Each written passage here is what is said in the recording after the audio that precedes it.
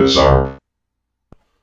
Hi! You may be thinking to yourself, this isn't the normal intro to the podcast, and you may be coming to realize that not only are you right, but it's an ad. No!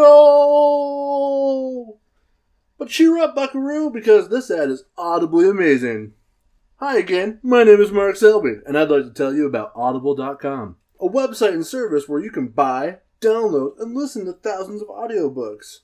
I'd be willing to stake my reputation as a moon monster that they have anything you might be looking for, within conventional standards, as an audiobook for your ears to enjoy.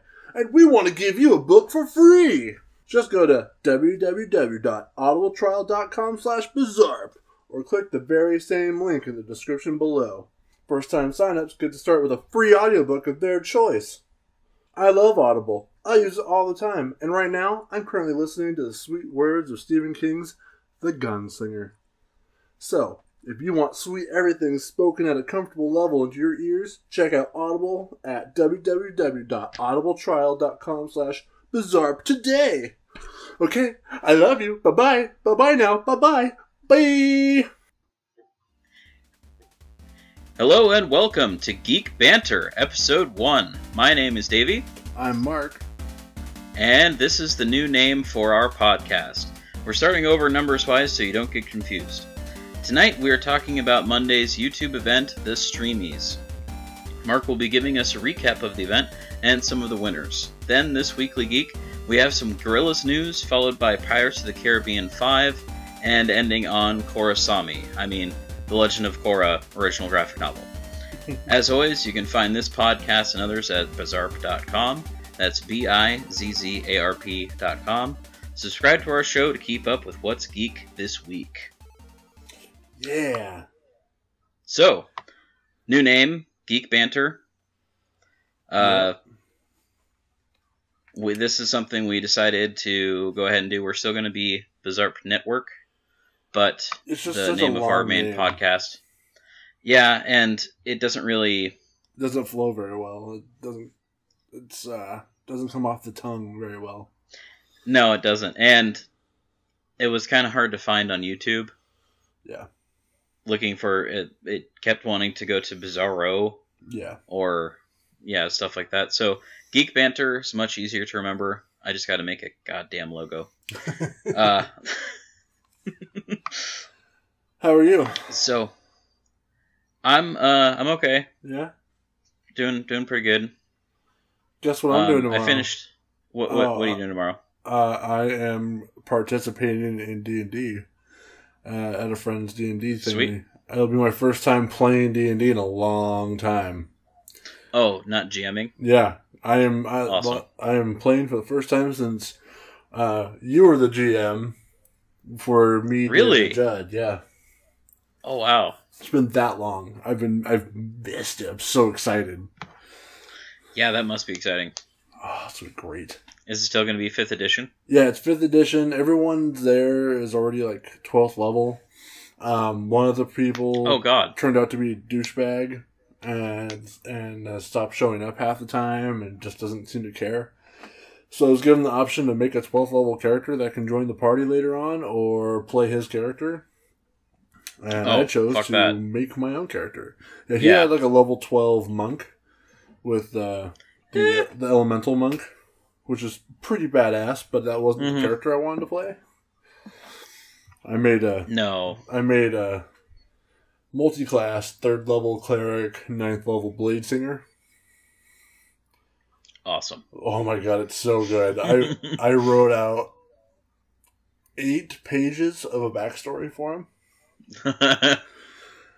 And why he is so badass. Oh, I love backstories. Awesome. Anyway. God damn it, man. That's what I love That's why I love about you as a D&D player. You take the time to write out fucking 8 stories of Backpage, and during our campaign, you actually went and looked up a couple sentences in Elvish so that you could say it to the NPC. Oh, yeah. So you could, like, get closer to her and shit. It's like, man, literally just that's said amazing. 8 stories of Backpage. Hey, you're not on this podcast. I hope that comes up. I'm coming into this podcast I hope that comes up in the audio because I'm leaving it in. Alright? This is Amanda judging Dave. Apparently I said eight stories of Backpage. You did, but I was going to leave it. But Amanda got all sassy and I love it. Anyway. So let's jump into it. Alright, so what's the fucking topic this week? We're talking about the Streamies. It's the 6th annual Streamies happened last Monday. For those who don't know, the Streamies are basically YouTube, Vine, and Instagram's like Emmys. It was hosted by top Their Viner. Circle Jerk? I guess. It's really all the Emmys those award shows. Yeah. They're glorified circle jerks. Yeah, but it's still fun. Everyone was dressed up all nice, and everyone was having a good time, and jokes were being made, and I don't know, it was pretty nice. Right. It was hosted by top Viner and actor King Batch. YouTube held its 6th annual Streamies as an award show for content creators. So some of the awards were previously announced like beforehand, before the show. Just they only had like an hour that they could stream. I don't know why, but it was only an hour long, and they allowed a full hour production cost. Yeah, that's a good point. They allowed a full hour for the big categories. Everyone who was voted for was allowed. Basically, they had pre-selected ones that YouTube was like, we're awarding these people this, the title of best this, based on their year. And okay, so would they be like, here's this category and here's the 4 nominees, and yes, they did. They did do that. That was what the show actually was. It was the show that they showed. The whole hour was categories that people could vote on, and everyone was allowed to vote 100 times in each of the categories once a day for at least, I think it was 2 weeks. Oh wow. But then there were certain categories that YouTube was just like, no, it doesn't matter what the fans say. This was by far, like, unquestionably the thing. And they were like, there's no way this could be tampered with. Like, there's no if we were to have this voted and this didn't win, it's because people were lying. Kind of thing. Who won those? All sorts. That list is. I have a link to that list. That list is long as fuck. Oh, really? Yeah. Philip DeFranco did win one of those. Okay. I love Philip DeFranco, for anyone who's listening. It's one of the few channels me and my wife watch every single day. We make a point to watch it. But yeah, here I'll jump into some of the there was previously announced winners for categories, and I took a handful of them real quick.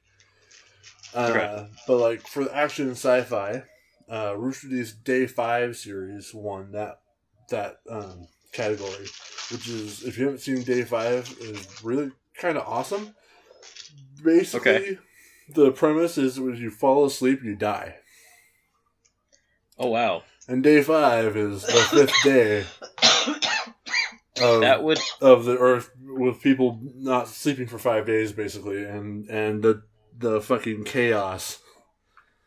So everyone's dead, right? Not everyone. No, I mean, like, most people are dead. I mean, that would wipe out humanity ridiculously fast. Yeah.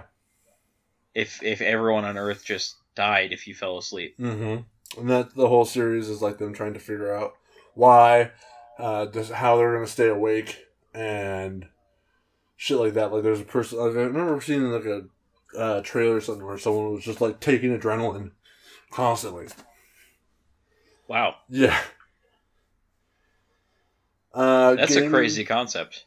Yeah, it's anyway. Super creative, super cool, and I definitely suggest checking that out. I will. For gaming, there's The Game Theorist, who actually I haven't really taken them. I've heard of a lot. I keep hearing them come up in different like news categories here and there. They did this, they did done that. It's super cool. Someone I need to check out. Apparently, they won the gaming category, and they beat like YouTubers like Markiplier and Rooster Teeth even. So that right there makes me go, oh, okay. Markiplier has like, I want to say he's into 13 million subscribers. Jesus. Yeah. For the kids category, Kid President won, of course. I don't. Kid President what is Kid President? He's a little black kid who dresses up all in a tux and everything and gives speeches, and he's super funny and cute. And pretends like he's the president, basically, and it's awesome. It's really well done. Sounds amazing. Yeah. I check. He's funny as hell, dude. They do YouTube Rewind every year, where it's like a video where it's just like shining a light on the past big things. And one of the things in the last one was Kid President running across the John Oliver show. He just ran across the stage randomly, waving the YouTube flag, and John Oliver's just like, Kid President! And he stands up and salutes him. And the news and culture they gave to Philip DeFranco. Well, which, if people haven't seen Philip DeFranco, go check him out. He's awesome. He doesn't tell you how things are. He says, these were the facts reported. And, here's a story. These are the facts reported. Let's talk about it. And he tries to make it into a conversation. He's not trying to tell you what's right. He's not trying to tell you his opinion. He just is telling you the facts. Let's talk about it. And I really respect that. He tries to make it as evenly as possible. Huh. Okay. Unless you're talking about... I haven't watched his show, Philip DeFranco, in years. Yeah, he like apologizes almost every other show about how much of a douchebag he used to be. He fucking hates old him. Yeah. Yeah, we've all grown as we've gotten older. Yeah. I mean, I was kind of honestly, I'm not really into the whole into YouTube as much as you are, and so when I didn't even realize honestly that Philip DeFranco was still as relevant as he is until I saw that he won an award. Years. Yeah, I was like, oh fuck, that guy's still around? Yeah. It's crazy, right? Yeah. You know what? I think I saw that fucking Ask a Ninja is still fucking around. You remember that fucking... Yeah, I look him up every now and again, and I am Ninja, you are Ninja, we are Ninja too. Last time I looked him up, I hadn't seen anything new from him in like 3 years, so if he's back, that's kind of amazing. Yeah. Before I go into like the main event categories, though, what was in the Streamies, there were a couple things that happened during the Streamies that should get talked about a little bit. Okay. One thing was there's a YouTuber named Vitaly TV, and he's kind of like a prank channel. Okay. And no one really gives a shit about him. Yeah. And to try, I don't like he tries to stay relevant by like one of the last things he did was he got arrested because he went and streaked during a football game. And that was his prank video. And everyone's like, that's not a prank, you're just streaking. Yeah. And like he's trying to stay relevant, and he showed up at the Streamies and tried to run on stage. He ran on stage and pulled down his pants. I was like, you didn't think I was going to be here, but and everyone just booed him off stage. And awesome. Yeah. It's like, wow. And then there was one other thing that's really like drama heavy right now, and I'm going to tell you that'll save for after the main event categories and winners. Ooh. Yeah. So For the main event categories and wieners. Wieners. So for like top Viner, which, Vine 6-second videos. Yeah. Thomas Sanders won that, of course. Thomas Sanders is freaking hilarious and just a general delight. Yeah. Actress Jen McAllister won Best Actress for her role in Foursome, which honestly I haven't seen. I don't know. Sounds... I honestly think it's different than what you're thinking, Davey. Well, I would imagine so. I'm pretty sure if it was what it sounds like, she'd be winning an award in a different award show. Yeah. I don't know Jen McAllister. I don't know the show. So I can't really tell you to go watch it, but it won an award, so you might as well try and check it out if you have the time. It sounds interesting. Yeah. As for who won Best Actor, that goes to Chris Kendall for Oscar's Hotel for Fantastical Creatures, which started off as a Kickstarter, I believe, to develop the show for YouTube. And there's all sorts of different YouTubers that guest star as different creatures on it. And basically it's a guy who runs a hotel.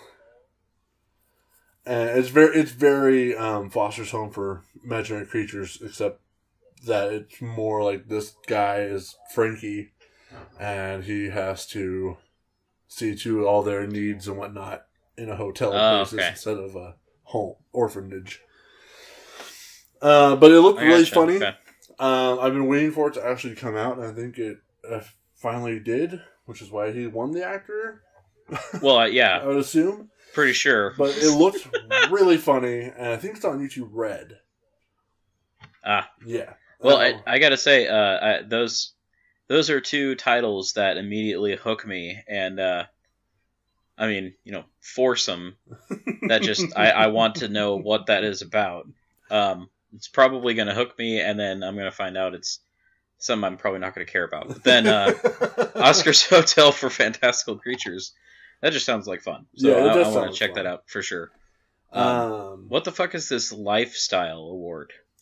Lifestyle is for... Okay, so Lifestyle, that category is basically, how you live your life, David. That's what a lifestyle is. It's the style of how you live your life. And there are YouTubers on for that? YouTube who dedicate their time to just talking about being a good person and doing things for yourself, using their...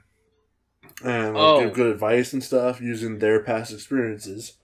Gotcha, okay. And the winner of that was Glozell Green, who is the sassy African-American woman who has like bright blonde fro and green shiny lipstick. Oh. And I haven't really watched too much Amanda. Amanda watches her all the time. Or used to watch her all the time and loves her. And so, yay, go Glozell. Alright. Okay, that makes a lot more sense. I thought it was, just reading this list we have here, Lifestyle, I thought it was more going to be like Cribs, like, Oh, like... Look at my lifestyle. Stuff? No, like, somebody showing off. Oh. Like, my lifestyle is awesome and doing those kind of videos, okay. I get what you're saying, like a self-help thing. I used to watch Eric Thomas. Oh yeah, he's really good. Yeah, the hip hop preacher, I think. What he goes by or something like that. Yeah. But I need to watch his videos again. He's got good stuff. Anyway, moving on. For best feature, Lily Sings won. That's I Superwoman I on YouTube.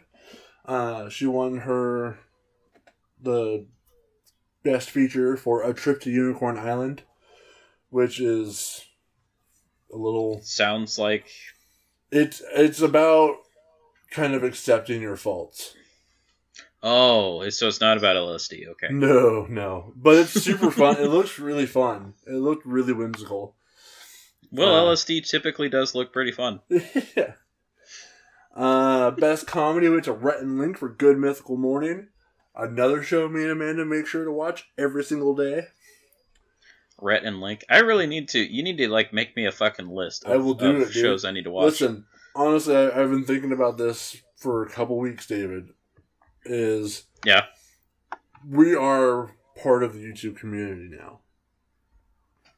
We're a very tiny part of it, but we're still a part of it. And if we're going to be a part of it, we gotta know some of our shit. This is true. I should probably, but meh. I'll hook you up with a couple people to watch. Okay. And like one of them I'll probably hook you up with is Scarce is his YouTube name, and he's a drama channel. He just reports on the drama. That's where I get a lot of my information on YouTube, because that's all they talk about is all the drama on YouTube, and it's usually stupid, sometimes funny. Yeah, drama generally is. Yeah. Sometimes funny, and it gives you some information on certain YouTubers that you wouldn't have known originally. Okay. Hey, that's a good piece of advice for our listeners, too. Yeah. That sounds like a good way to branch out into other shows on YouTube. Yeah. I will definitely be saying to you Rhett and Link, David, because every time I watch Rhett and Link, I feel like that would be us sitting behind the desk that they sit at and talk at us at. I'm like, that's David and that's me right there. I see us in them. And they're totally dads. Right. They're just dad humor. Yeah. Very Sweet. much dad humor. I love dad humor. Yeah, me too. That's why I'm like, yes, this is me and David. Totally. Best Breakout Creator Award went to Liza Koshi. I'm not sure how that last part's pronounced. That's basically someone who was new to YouTube and just came out the gate swinging. Just subscribers everywhere. She broke out, as it were. Yes. Yes. She was really funny when she was doing her award speech. Freaking hilarious. Yeah. And I'm not sure what her content is, but I want to check her out on YouTube and see what she does, because she was really funny, and a whole bunch of like bigger YouTubers were telling her, yay, good. I'm glad you won. Everyone go check out her channel. It's freaking awesome. I'm so glad you're a part of our community, kind of thing. And I was like, well, okay. Okay. All right, I'll give it a looky loo. Show of the year went to Philip DeFranco. And Woo! He was really happy because like there was a whole bunch of people that I was okay if they would have won. Mm-hmm. The one that Philip was really adamant about beating was BuzzFeed. Really? Because there's like Philip and all these other content creators who are from YouTube. They do have all this work that they do for YouTube, and then there's this syndicated company, BuzzFeed. And they just kind of jumped in. Yeah. Like, there was one topic that was before the show that Jimmy Kimmel won, and one of the nominees in that had a little bit, and he was really pissed off about it. Well, yeah, that's supposed to be more about independent creators, not... Yeah. Not, hey, look at my NBC show that we took clips from and uploaded to YouTube. Yeah. Yeah. That's bullshit. Yeah. Anyway. Entertainer of the Year went to Yusef Arakat, also known as FouseyTube on YouTube. FouseyTube was a prank channel. Mm-hmm. Now he's a bitch channel. I mean, that might be going a little far. No, okay, so FouseyTube last year won. He won Show of the Year last year, and everyone was generally okay with him. And then this year, he just kind of did a whole 180 and told everyone that 99% of the pranks on YouTube are fake, that everybody's fake on YouTube.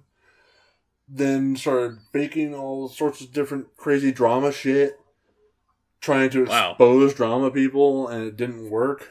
And he was just kind of an ass. He's just been kind of an ass. So everyone was just like, lol, you're an asshole.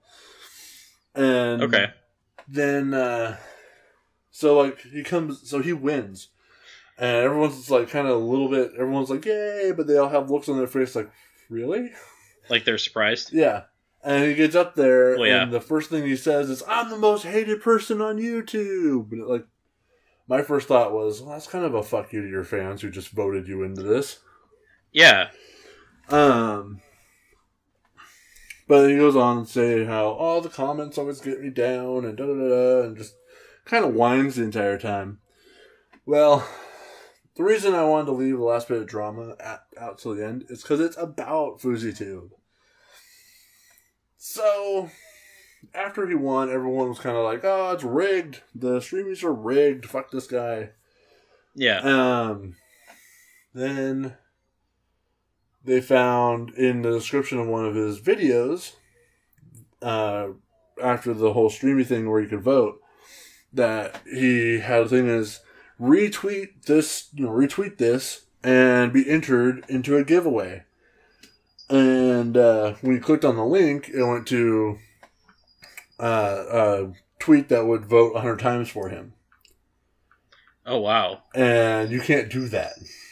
That's like... Yeah, no. Kind of it's like a manipulation and like a bribery thing. So everyone's reporting on that. Everyone's took screenshots and they sent them all around, and he quickly deleted that off of his video. But people already have the screenshots, so now it's we're still waiting to hear from the Streamies about that, if they're going to take it away or not. Yeah, I mean, I'm sure if they investigate it, I would hope that they would take that away. That's a big ethical violation there. Yeah, and make people very meh about the Streamies next year. Yeah, if they don't do something about it, then that could be really bad for them. Yeah. It would very much behoove them to take that award back. Yeah. No word from them yet, and people are already a little grumpy that they haven't said anything yet. It's been a week, and people are like, why is the Streamies being silent? But at the same time, people are like, well, maybe they're investigating, so we'll have to wait and see on that one, I'm afraid.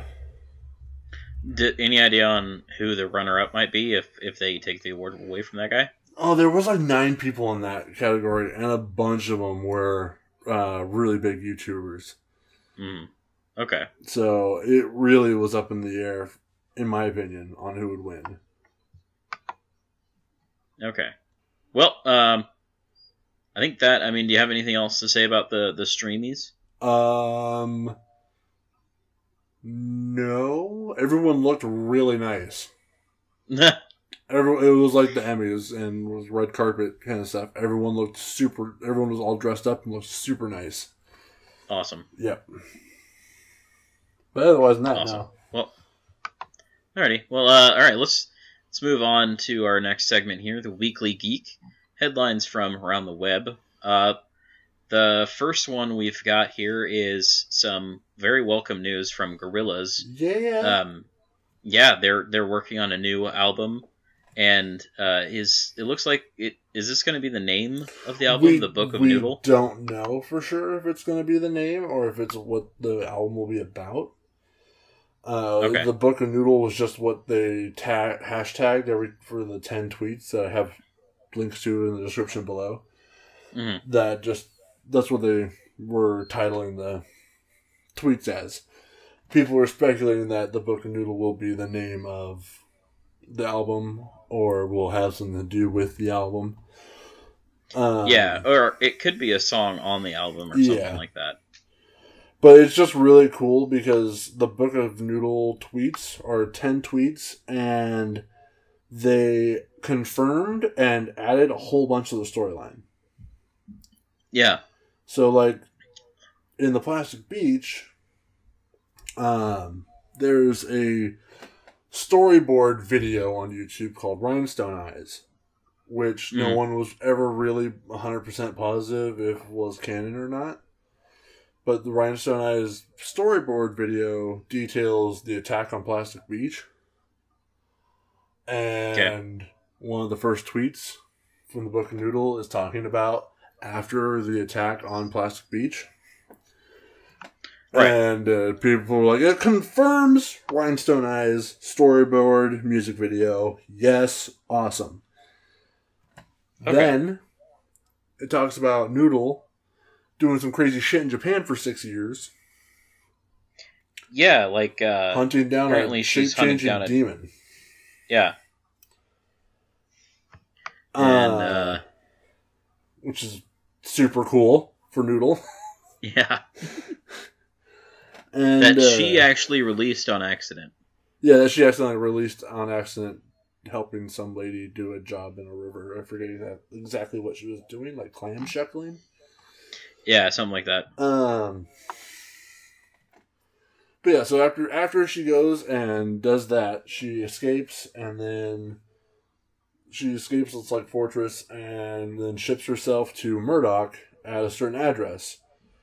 Which was super exciting also because the latest Gorillaz official what's the word I'm looking for? Music video was Do Your Thing, which a lot of people thought was just them advertising their Gorillaz Converse that they made.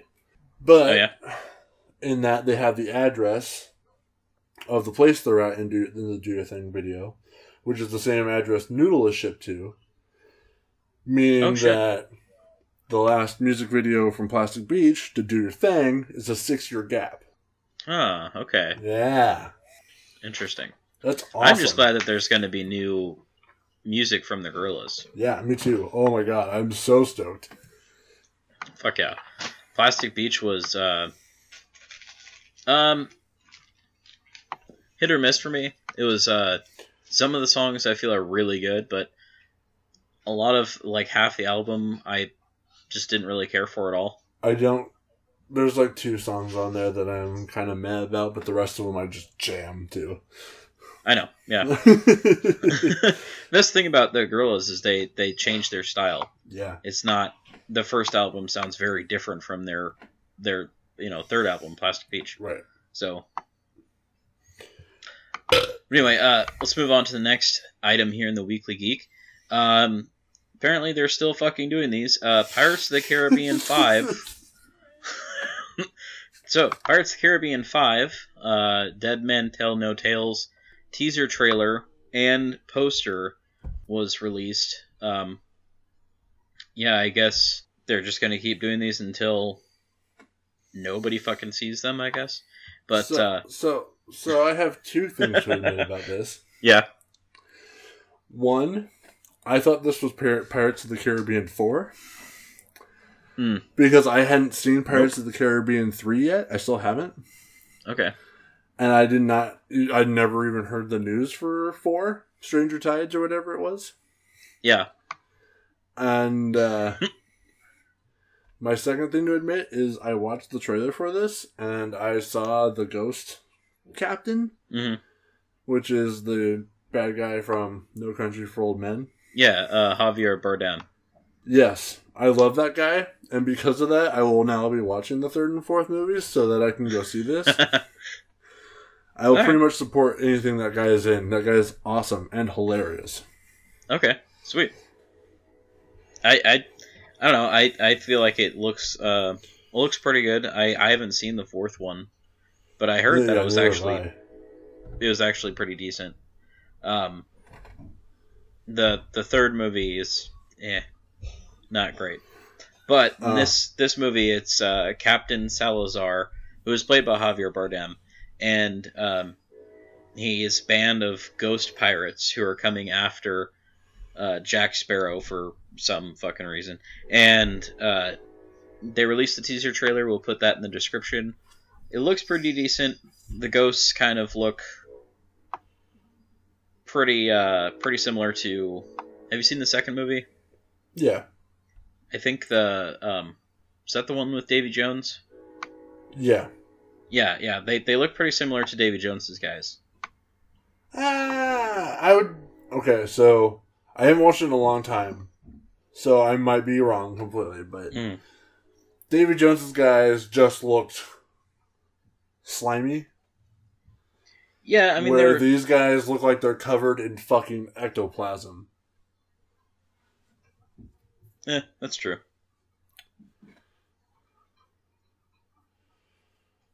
I don't know. I just know it looked really good, and I was like, oh, okay, I'm excited for this. Kind of. I need to see the other two. Yeah, it's another thing of Jack being chased by a pirate with an undead army or an undead crew. I don't know. We can only do this so many times. Anyway, let's move on to the next one here. This is The Legend of Korra. Apparently is getting a canon graphic novel set after the end of the series. Now, I haven't actually watched all of Legend of Korra. I've seen the first season. So I'm not well versed on the ending or the events of Legend of Korra. So, Legend of Korra was fucking nuts. Mm-hmm. You did tell me that, yeah. They just kind of like up the ante each season, and then it's hard to explain because I don't want to I don't really want to give away spoilers for those who haven't seen Legend of Korra and might want to see Legend of Korra. Right. But I don't know what the story is. I got way into this when the actual news topic is that there's a whole new story based off the end of it, and Korra and Asami are back for some reason. People are speculating that there's one of the things that happened in the last season was a new spirit portal opened in the middle of this major city that they just kind of left open. They didn't do anything with. So people are wondering if they're going to focus on that. Okay. But there's just so much happening in Legend of Korra. And it's fucking awesome. It's much more adult and crazy than Last Airbender. Yeah. Again, these people are more adult than Last Airbender was. They were basically kids. They were kids. Yeah. Yeah. I'm really happy that they're continuing the storyline along. I really need to catch up, but I think it's cool that they have a legit, their main character has a legitimate relationship with another female character, and it says in the link that you have that this will focus on Korra and Asami's relationship revealed in the show's final episode as a new threat emerges. So it's going to continue on with that. They're not just going to sweep that under the rug. Yeah, that's awesome. I love that. Yeah, it's fantastic. Yeah. All right. Well, I think that about wraps up for the Weekly Geek for this week. Now let's move on to our last segment that we always do here, around town events / geek, happenings in the area. Not much going on right now. I guess Kaladesh from Magic already came out, and that's kind of died down. There is... Oh shit, where'd that go? Well, there was a drink and draw tonight. We were supposed to record this tonight. A couple days ago, but between issues and I was sick yesterday, we ended up not recording until today, Saturday. So tonight there was a drink and draw in Tacoma. Well, I guess we don't have anything for this week. We'll put up a little reminder for Jet City Comic Show, which is November 5th and 6th at the Tacoma Convention Center. We are going to be there, Mark and I. On Saturday. Yeah, I guess our tickets just came in. Yes, they did. Yeah, and it's cheap too. It's $10 for a day pass, and it's $18 for a 2-day ticket. Also, on the ticket you get to fill in your name and address and stuff, and when you give it to them, they automatically enter it into a giveaway for an Amazon Fire. Oh, nice. Or Amazon Fire Kindle or something like that. Awesome. Yeah, so I was like, oh, that's pretty badass. Yeah, totally. But yeah, check that out. It's going to be a bit of a smaller comic convention, which is nice because Emerald City has gotten to be kind of huge. Yeah. And it's, tickets are sold out well in advance, and you can still get tickets, so... Yeah, plenty of tickets still available. Hope to see you guys there. Yeah. Alrighty. Well then, let's end the show here as we always do with a quote. Mark, I think this one's yours. Alright. I love the internet. No matter how evenly I talk about topics, I'm either perceived as hitting the right or the left too hard. So one day I might be a crazy alt-right racist gun-loving bigot, and the next a social justice warrior cuck libtard. Philip DeFranco. This has been Geek Banter, a production of the Bizzarp Network. You can find this podcast and others at www.bizzarp.com. Until next time, do your thing. Do your thing, do your thing, do your thing, do your thing.